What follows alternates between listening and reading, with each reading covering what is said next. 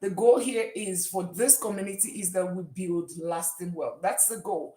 That is the goal. This is not about selling a product or selling anything. I am just sharing the basic knowledge that I've gotten.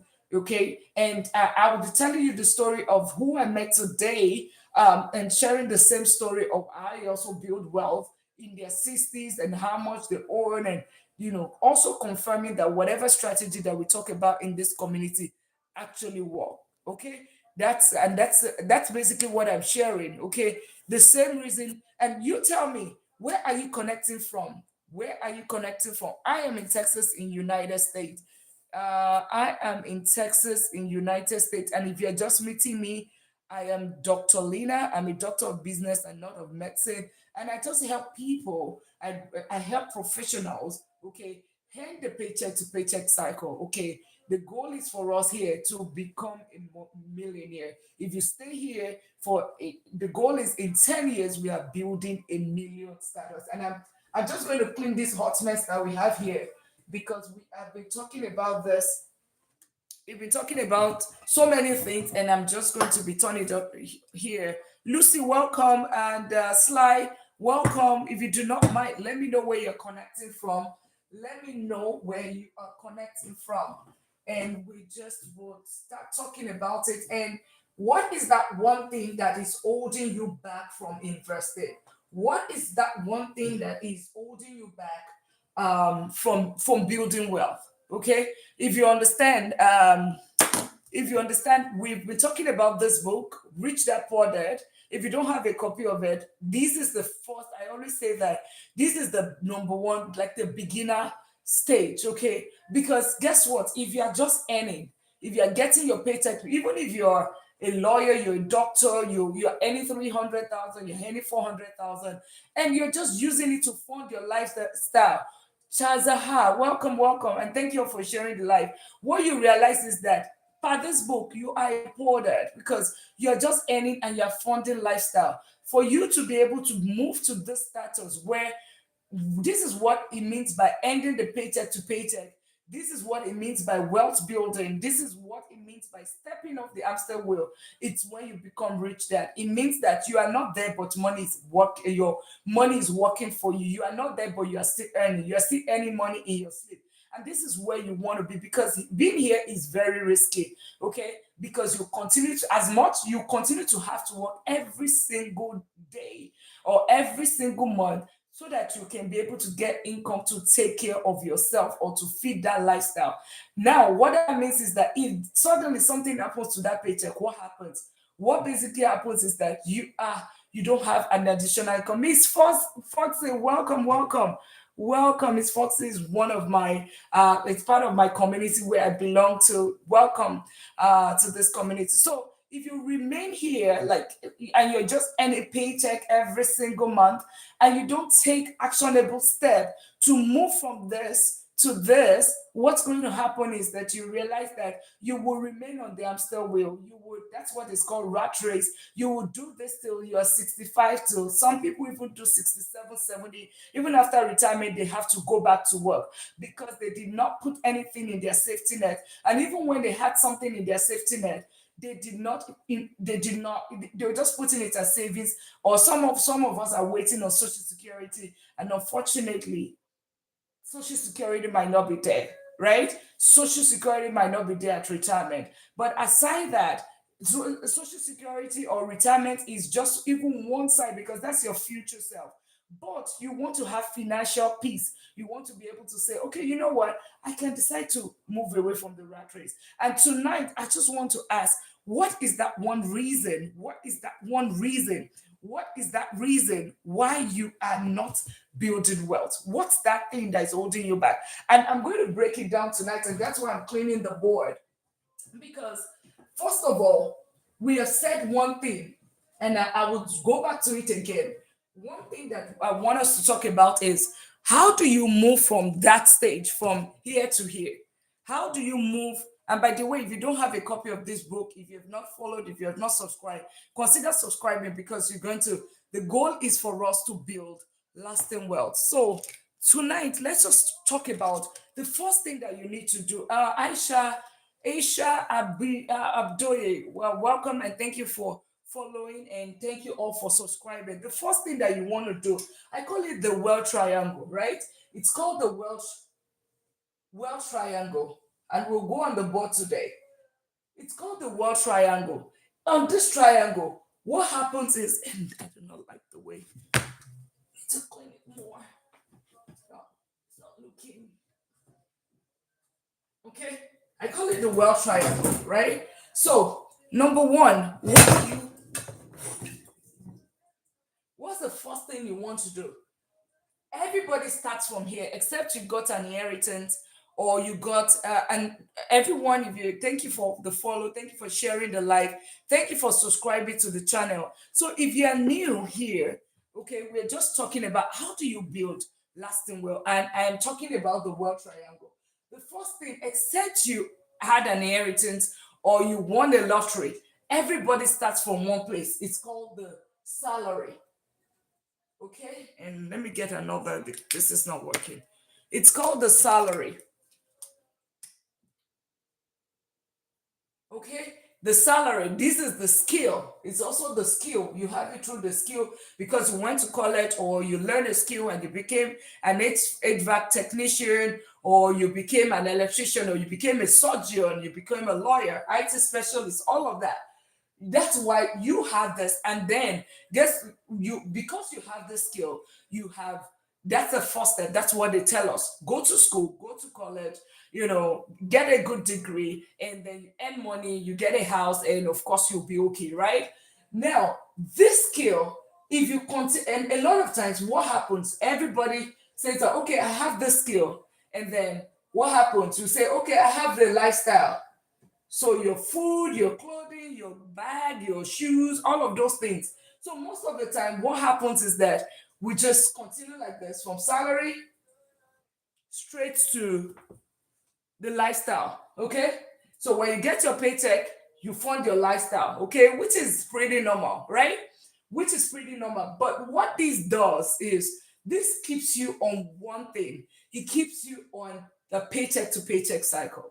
That's what it simply means. Because yes, you are earning 300,000, which is a pretty decent income, right? Pretty decent income. By the way, if you are new here, let me know where you're connecting from. I am connected from Texas in United States, and feel free to follow, feel free to subscribe. And of course, I'm a doctor of business and technology, so I do have double digits real estate portfolio, and we'll talk about this. The goal tonight is to understand the reason why we're not building wealth and we're living paycheck to paycheck cycle, and to see how we can address that as a group and make sure that we remove those obstacles so that you can move from the stage of earning, okay, move from the stage of a poor dad to a rich dad. Poor dad to a rich, I mean, from a poor dad to a rich dad. So if you're earning, you are a salary earner, earning 300,000, 100,000, 50,000, you are just a poor dad. Per this book, you are just a, by Robert Kiyosaki, you are just a poor dad. But you want to move from here to a rich dad, because this is where um, financial freedom lives. This is where you have financial freedom. Okay, this is paycheck to paycheck, and that's what we're talking about. How you can move, and what are those obstacles keeping you? So we have a salary, and then everybody, most people, where they fall is they have the salary, okay, and then the salary funds the lifestyle. Salary funds the lifestyle, and that's it. You continue on the paycheck to paycheck, and still will rat race whatever, because you are just using your salary to fund the lifestyle. On the however, if you're doing this, this is the wrong thing. But this is what we were all taught to do. And it's not your fault. It's not like anybody taught us. This is about earning and funding lifestyle. That is the real life, real scenario, real society. Okay. And you do this every single day from 30 to 65. And then they would say that, okay, you have done well. Okay. And then you retire at 65. At that time, you are almost, your health is almost gone. You can't travel again. You can't enjoy the basic needs of basic things of life, because you have spent your prime when you were of quality, right? Of standard, you were in your prime, you have already spent it working, and somebody was trading, you were trading time for money, trading your time for money. Okay, that's what you were basically doing. Okay, and some of these some people did this for 40 years and still did not get financial freedom. However, we want to come to this other side. This other side is what brings about financial freedom. And you're wondering, okay, what is this other side? It's basically you having, instead of going this route, you're taking your salary and you are going this way and you are putting some of it in assets. You are putting some of it in investment, solid investment. Okay, that's where you are putting this money in.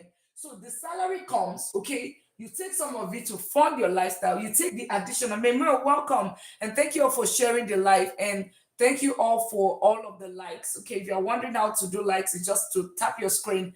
Basically, that's what it means. It doesn't cost you anything, and if you have stayed here for more than 5 minutes, okay, consider also getting your daily admin. Good evening, the P5. Consider getting your daily admin. They say that it just helps you to also push like content like this to you, and then you also have this as your what's it called, your own life, and whenever I'm here. And also feel free to turn on the notification bell as well. Okay, and thank you all for the follow, and thank you all for subscribing on the YT on the other side. Let me know where you're connecting from, by the way.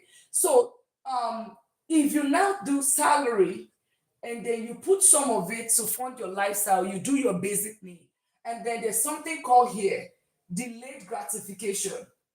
In between here is delayed gratification. If you do the salary, right, and you take some of it, let's assume you take 50% to fund this lifestyle, and then you take 50% to say, you know what, due to delayed gratification, I'm going to keep 50% or 30%, whatever. But then you take it and then you invest into assets. Assets are basically anything that is producing that would generate additional income for you.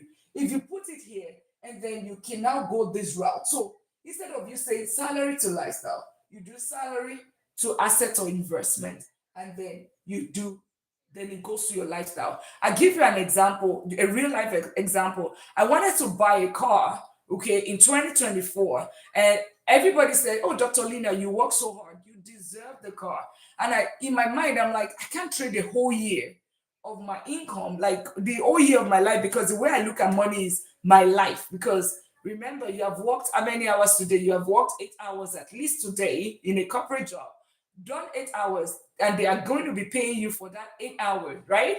That 8 hours you cannot get it back again. But what did you get in return? Money. Okay, it means that you have traded your life, that 8 hours of your life that you cannot gain back. You've traded it for money. Now it shows that that is gold. Time is money. Time, you cannot ever get time back. Time is, they said it's the most limited currency. Like it's gone, it's gone. You can't get it back. So whatever you got in return, shouldn't you value it? And that's the way I look at money. Like you should value it, even if you were earning. Let's assume, just imagine you are earning $10 an hour times eight. That is $80. $80 is what is kept you away from doing some other things that you enjoy doing. $80. If you are earning $800 an hour, $800 is what has kept you for today not be on one island that you just wish to be, but you can't be there because you have to pay certain bills. So when you think about money that way, and that was my mindset, to say, okay, you know what, yes, I still have to fund my lifestyle, right? However, it doesn't make sense that almost a whole year of income is what I now take to go buy a car, understanding that car depreciates, especially if you buy a brand new car. The minute you drive it out of the parking lot from the dealership, the minute to drive it out, trust me, about 20 to 30% of the value goes away, right? Goes away. I've bought two brand new cars and I can tell you the same thing, right? So, and I said, okay, you know what? I want to buy this car. But what did I do? Okay, I followed this triangle. I took that income because I had it, and I said, you know what? Instead of me buying it that month, I waited for another 1 month, okay, or two, and I put the money together. And then I said, I now bought a house. Okay, I bought the house and I put the house on rental. When I put the house on rental, I basically I put it on rent, fixed it, put it on rent. And now I went and bought the car. Okay, financed the car. Now guess what? I get my rent. Yesterday, the rent, the tenant pays money. I pay the car. I still have the house. And that is what this triangle is all about. That is what it's all about. Now, you see this is just paycheck to paycheck. This side is paycheck to paycheck. Whenever you see uh and I okay, I need to I have been talking, but you guys are not. Let me flip the camera. Okay. Okay. I think you can see it better now. Sorry about that. I had the mirror. So having the lifestyle, this side is what is called paycheck to paycheck. And a lot of times this is where we all stay. Lifestyle, salary to lifestyle. That's what we just do. Salary to lifestyle. However, if you delay the gratification, take some of the money here and just put it in investment, and that is going to then you from here it goes this way and then it goes to lifestyle. Thank you all for sharing the light, and thank you all for the light. Now tonight, what we just I mean, we needed to establish that. We needed to establish that. But what we really want to talk about tonight, okay? What we really want to talk about tonight, and I would go into my phone because I wanted us to talk about it. It's what is that one thing? Why are you, if you can put in the comment, why are you not doing this? What's one thing that is holding you back? Okay. What is one thing that is holding you back? Put in the comment section. Why are you not investing in asset? Is it because you feel that your income is not, your income is not sufficient enough, you cannot save? Or is it because you feel that investment is risky? Too much bills. Awesome. Great, great, great. Thank you so much, Mimir. Too much bills. So we put it down, we write it. Too much bills, and I clean the board right now. Too much bills. Let's keep it coming. Too much bills. Too much bills. Mimo said too much bills. Who else? Who else wants to share? Too much bills. Okay? Too much bills. Who else wants to share? What is that thing? What's that obstacle? What's that thing that is holding you back from investing? What's one thing that's holding you back from investing? Or what's keeping you paycheck to paycheck, not following that triangle? What's that one thing? And I can put another thing that people investment is risky. Who has as the air that is risky? That's the other thing. So what else again? Who wants to share? Who wants to share? What's that one thing that is holding you back? Because it means that if every one of us understand the strategy, and I know that I have seen virtually everybody here, except for Steven, is the only person that is not new. I mean, that is pretty new. Chazaza have been here. The P5 has been here. Memoy has been here. So I was hoping to get what's that. We've been talking about this for days. We've talked about high yield savings account. We talk about ETFs. We understand the strategy. What's that one thing? What's the other one thing that is holding you back? Okay. What's that one thing? And I want to. We can start from too much bills. Okay. Let's start from this. And I'm glad you talked about that. Too much bills. So basically, your expenses. All right. So, how do we address afraid of investing wrongly? That's great. Awesome. The P5. Awesome. And I think Gideon, welcome, welcome here. Good. That's number two, which is investment is risky, right? You're afraid that investing wrong. Okay. Investment is risky. So what's number three? Who has any other thing? What's that one thing that's holding you back from investing? What's that one thing that is holding you back from or not investing? What's that one thing that is holding you back following the triangle of salary to lifestyle, then from lifestyle to what's it called, from lifestyle to no, salary to asset, then to lifestyle? What's that one thing? We have 2 points already. Too much bills. Three, investment is risky, which afraid to invest in wrong places, right? Afraid, let's put it there. Afraid to invest in wrong places. Okay. Any other input, any other person that wants to share the reason why you think that, okay, you know what, I don't want to invest. Is it that, or do you just think it doesn't make sense, right?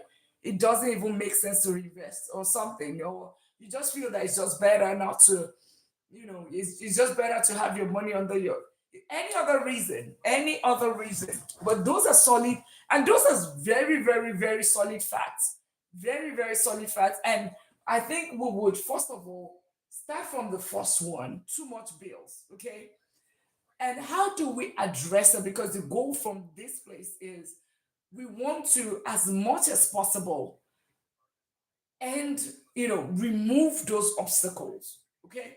So how do you address it? Because at the end of the day, and I put it down here, we're going to be talking about two things. Okay. We're going to be talking about one is, of course, the ETFs. So like your, and I'll put it as ROT because that's what we're going to be addressing today. And then we'll put at the second thing is real estate, because those are the two asset class that we are talking about. Okay. Now, in terms of the bills, the first thing that and I'm going to show, how to do this. The first thing is we have to first of all look at, it's two things. You have your income here and you have your expense here. Is there a way that you can reduce that bills, right? Too much bills, right? Too much bills. Because if are you trying to impress others, or you just feel that, okay, you know what, and if you want to come up, it's okay, you can send an invite and we can talk about it. Okay, if you want to come up, please just send an invite, we will talk about it. I think the first thing is you have to first of all look, okay, this is my skill set. Okay, and this is my expense.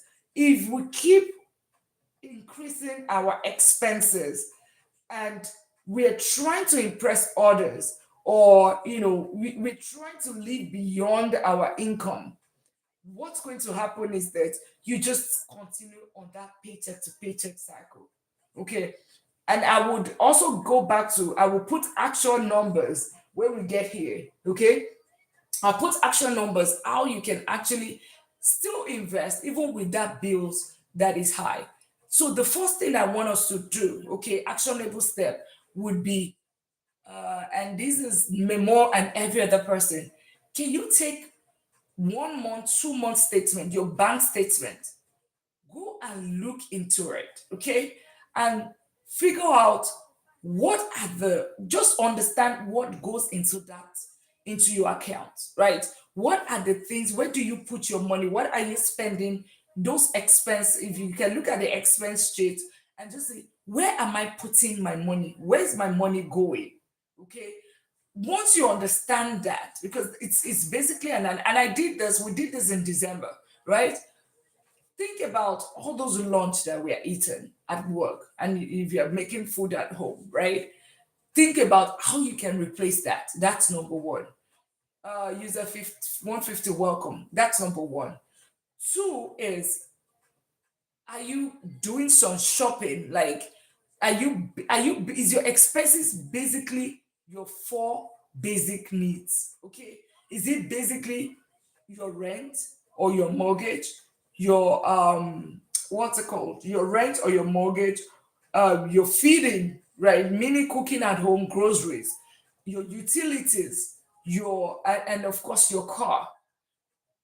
If anything outside of that, okay, then you now look at every other thing that is left. What are those things? So you will see things like subscription. Think about it. Those subscription, do you need it? I personally canceled some of the subscriptions that I have this month, right? Canceled it. So, but until you look at that statement, your number one goal is like, okay, first of all, think about how can you at least save $50? Can you at least save based on these analysis that you're doing, can you are you a teacher? Is she a teacher? Hi friend, yes. Well, I'm a lecturer, right? I'm a professor, in terms of I'm a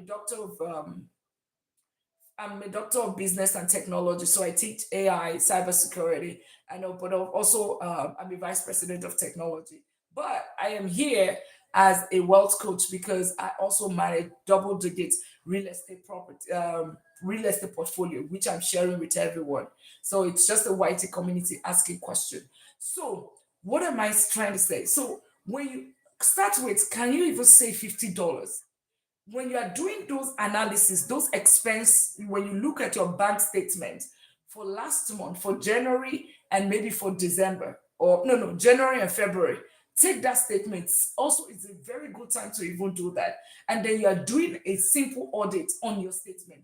See, and your goal is, what can you cancel, right? Or where can you get like a $50? Or where can you get like $100? And I want you to, or what can you cancel? So for instance, subscription, where is your money going to? How many Amazon shopping did you do? How many Uber Eats did you do? How many lunch food? How many times did you eat lunch out? How many coffee did you? And then think about, okay, your goal is at least $50 every month. If you can do 100, if you can do 200, then the better. Okay, so that's number one. The other part of it is that, yes, we are talking about too much bills.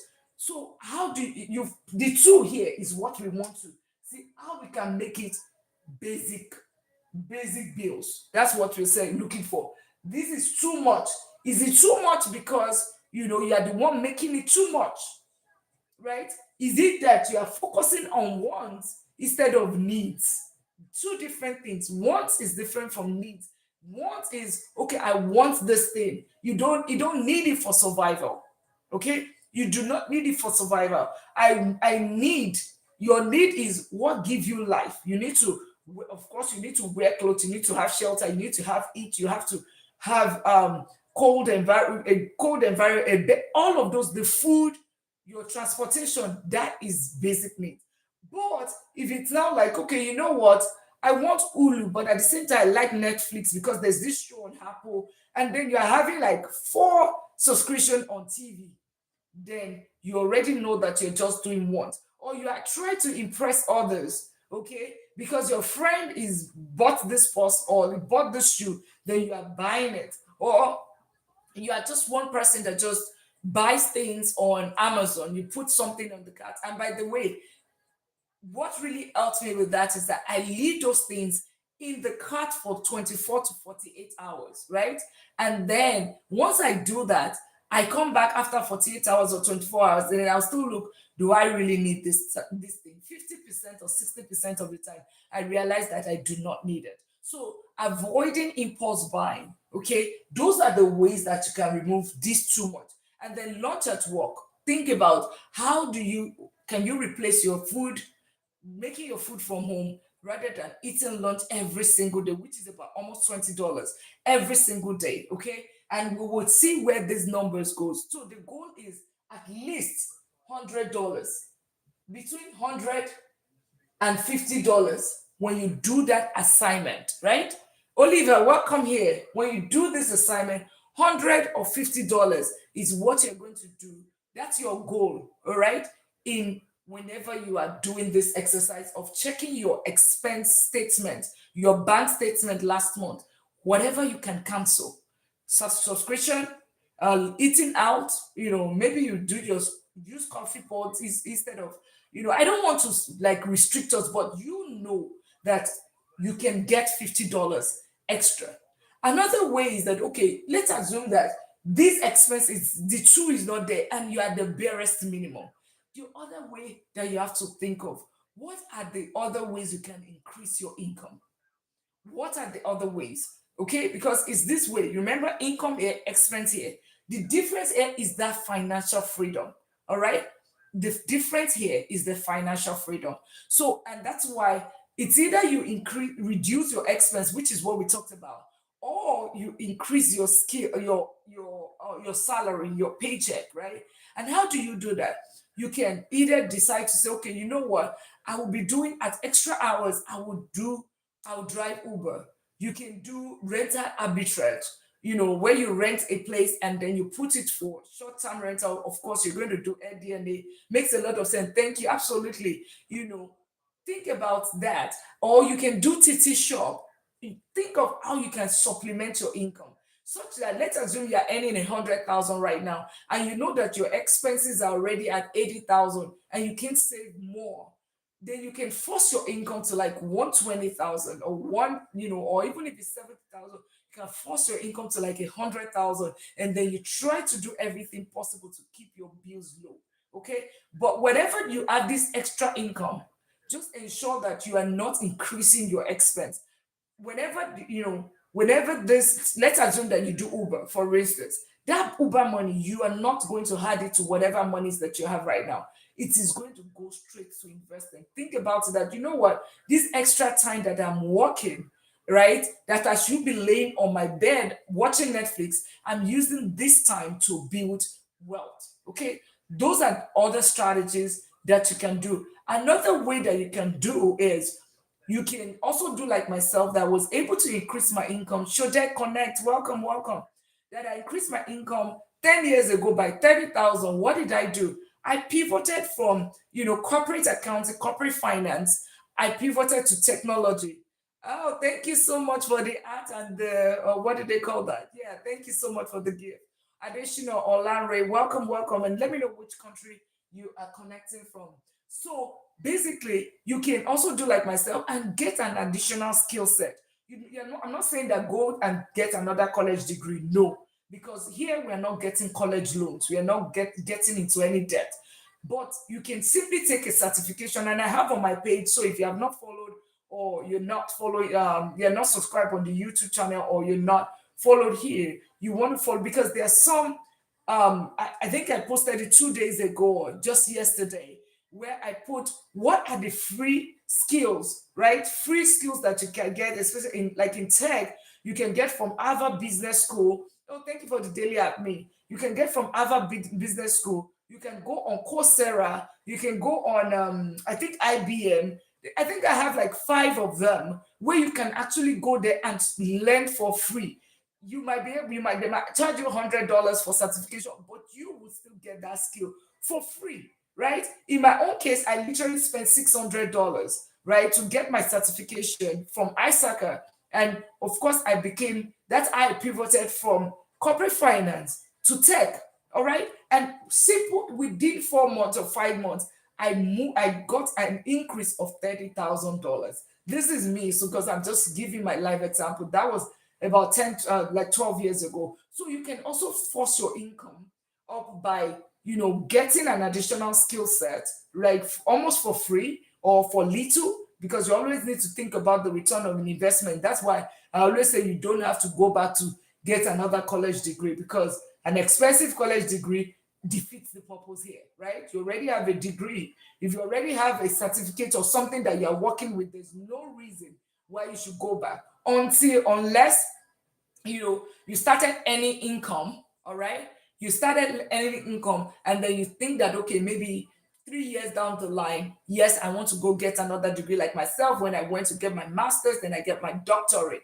it was almost 6 years after this whole exercise, but that did not even increase my income, right? That never increased my income by anything, except that I got promotion and all of that. That was it. So what am I trying to say? Increase your income. That's one way. Skills, you can get an additional, or you can basically supplement your income. Have an additional stream of income. Get a digital book. All of whatever you can do to just, so far it's legitimate. Affiliate marketing is there. All of those ways where you can increase your income. So that is how you can do it when it comes to this bill. But ultimately, you need to reduce your bills, okay, to the at the you remember we talked about delayed gratification. Yes, it might be a little bit painful, okay, it might be a little bit painful for a little bit. It's just an inconvenience for a little bit, for a greater good of tomorrow. Thank you so much for that gift. Really appreciate that. Yeah, yeah, and basically that's it. Okay, I hope that addresses your question, and you will understand where these $100 and $50 that we talked about for savings. You will understand how it's very relevant. It is very very key. Okay, very very key. And the second question that we had was, or the second point, why people are not investing. And if you are new here, we are talking about real situation. What is that thing that is holding you back from building wealth? Understanding that your salary that you're using to fund your lifestyle today is not building wealth, it's just using it to fund lifestyle, and that's going to keep you on a paycheck to paycheck cycle. That's why you don't have financial peace, right? The only thing that can end that rat race, and end that rat race, and end that, for you to step off the hamster wheel, is for you to invest. And thank you all for sharing the life. Thank you all for sharing the life, and thank you all for all of the likes. The only other thing, the only way that you can build wealth is for you to go through the cycle of salary to asset and investment. Then from asset and investment, fund your lifestyle. Okay, salary up here, asset and investment, and then lifestyle. If most people, what we were taught in college is salary, lifestyle, and that is the rat race, right? That is the hamster wheel that people do all the way to 65. And then even at 65, they are not still financially free. Okay, they're still not financially free. But if you do it this route, salary, assets and investments, and then you fund your lifestyle, you will end up with financial freedom. Thank you all for sharing the life. You can just power share one more time. That would be great, so that we can have more people to come learn this. And thank you all for the likes. Likes is just basically you tapping the screen. It costs you nothing, okay? Costs you really, really nothing, but just to lock it and just keep tapping as you are here. So the investment, the second thing is that investment is risky, and we're still going to come back here. Me more and every other person, we're still going to come back to this $100 because that's the goal for tonight. But let us address the elephants in the room. So we've talked about how to reduce the bills and how to start saving. Okay. The second thing is investment is risky. We've already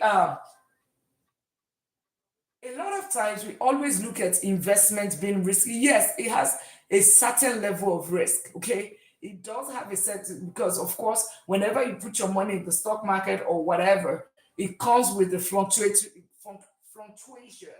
that comes with it, right? Basically, that's what it is. And how do you almost hedge against the risk? What you can basically do is to ensure that you spread that risk, because you cannot time the market. You cannot. You can only stay in the market. You can only it's your time in the market, which the what comes with compound interest. The compound interest, okay? Let compounding do the job. The rule of 72 says your money will double its value every 7 years. What that simply means is that if you put $10,000, right?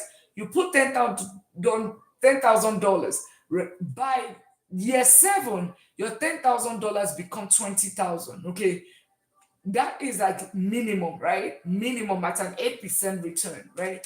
It gives you, it doubles every single 10 years, every 7 years. And then in 14 years, what that means, your 20,000 becomes 40,000. In 21 years, your 40,000 becomes 80,000. Guess what? You started with 10,000, but then by year 21 is 80,000, but it even get better than that. God bless you. Hey, Mr. Gregory, welcome, welcome. Yeah, welcome here tonight. And Mr. Gregory is retiring, is retired at 52. Isn't that amazing? Isn't that amazing? Yeah. He has followed those principles and is also part of this community that is giving a wealth of knowledge and encouraging others. He has walked the walk of what we're talking about. He's also a living proof that this process, or these that we are talking about, works. Okay. Having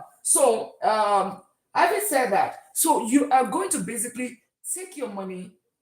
Just think about it. In 21 years, that same 10,000 will become 80,000. That's like the minimum, like of that would be like the minimum. But I just wanted to show you like the rule of 72, and that is why they call compound interest is the eighth wonder of the world. compound interest. So if you start putting $100 from the age of, and back to this $100 from the age of 20, okay, and I'll get my compound interest calculator. We're going to use that tonight. If you start putting $100 from the age of 20 to 65 every single year, that money you're going to definitely be have over $1 million. $100 is how much? $100 is $3 a day, or less than $3 is like $3 a day. That's $100. That's what it needs. That's what it requires you to save to become a millionaire. We For those that are part of this community, Gideon, thank you for the roses. For those that are part of this community, there was Mr. K Jam that was here, as well as Mr. Gregory that was here some days ago. He's retiring. Mr. Gregory is retiring. I mean, Mr. Kijam is retiring in 2 years. And this is exactly what he said. He said he read a book and he was lucky to start at a younger age, right? In his 20s, and he started putting $100 every single month. And as at the time when he joined the life, he said he had over 2 million in his 401k. Okay. And you might be like, okay, you know what? I'm just starting. Thank you all for sharing the life, and thank you all for all of the likes, right? And that is how it's done, because that's what it takes is $3 a day to become a millionaire. Can you imagine? Can you? And that's why, remember, I talked about this $100. This $100, that's the $100 that we talked about. That's what it takes to become a millionaire, right? That's what it takes. And guess what? You might be like, okay, you know what? I'm just starting. I am old, I can't start. I don't have the years anymore and all of that. But guess what? You would have also grown in your career in terms of you have more, income, right?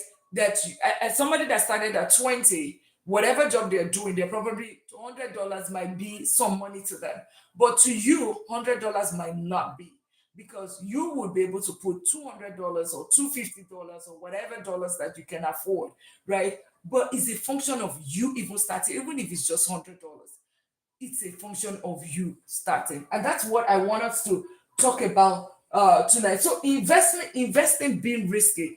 One way that we talked about is, number one, simple ETFs, because we've already reached, we figured out, we went on Google, or you can go on Google right now. Where does the multimillionaire and the billionaires, where do they put their money? And one person, Warren Buffett did say that put in simple index fund, put in simple ETFs. He did not even say stocks. He did not say put it in he did not say put it in options trading or penny stocks. And he just said stay in the market, be consistent, let compounding do the job. And if you don't know Warren Buffett is they call him the Lord of Investing, because he is he is wealthy, and he did everything through all this. He even has a brokerage firm. One of the most is a Berkshire or something. That's that's how wealthy he is. And thank you all for sharing the life. So for you to edge against the risk, even though we said it's risky, you can eliminate that. However, what can you do? Spread your risk across board. Buy an S&P 500. Okay, buy IVV, VO, all of that. Invest in REITs. But whenever you're buying, don't buy a single stock. Buy ETFs, like a bundle of it. Go on Google and just search what are the top ETFs, what are all of those things. Just do the researches, and we'll talk about it. I put my money in IVV.